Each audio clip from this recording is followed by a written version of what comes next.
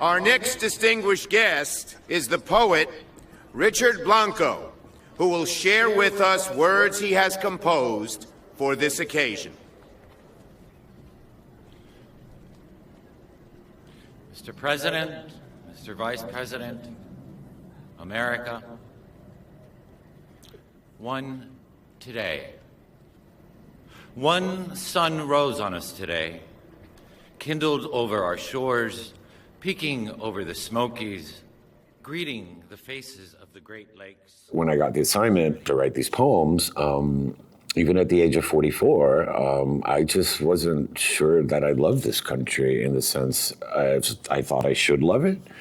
And more importantly, I didn't know if this country loved me back. And by that, I mean that, again, even at 44, I still felt like I wasn't quite part of the quintessential American narrative, that American story didn't include me, that to be really American, you had to be like some character on one of those 60s shows. That was a question that really where the poem was born from, as are a lot of poems are born from the difficult questions that actually I didn't want to ask, and I had to ask it.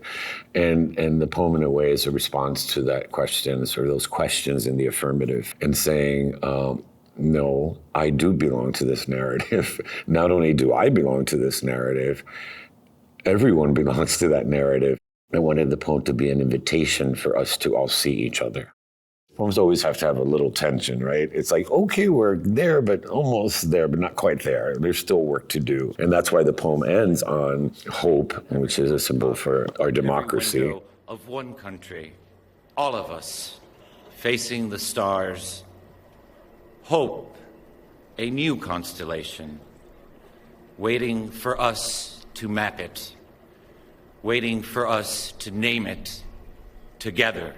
I think that ideal is what ultimately holds us together. It's unfortunate that ideal is being chipped away right now, and that's just really terrifying. The way the poem lives in me now is not so much as, well, it's still a celebration, but it's also more of I wouldn't call it a manifesto quite, but it's more of a reminder of who we are and a calling to the mind of who we have been and who we need to be again. And we can't stop forgetting what was on the horizon, the hope that was on the horizon. And that poem reminds us of that.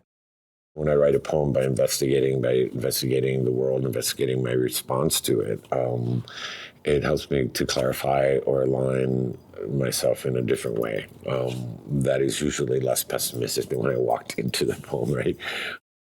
I always think, what inspired Obama himself to even dream of being president. Maybe he read a poem by Langston Hughes, or maybe he read a poem by Elizabeth Bishop, who knows?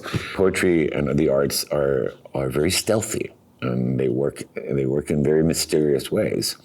And I do believe that a poem can change one life, and that life can change the world.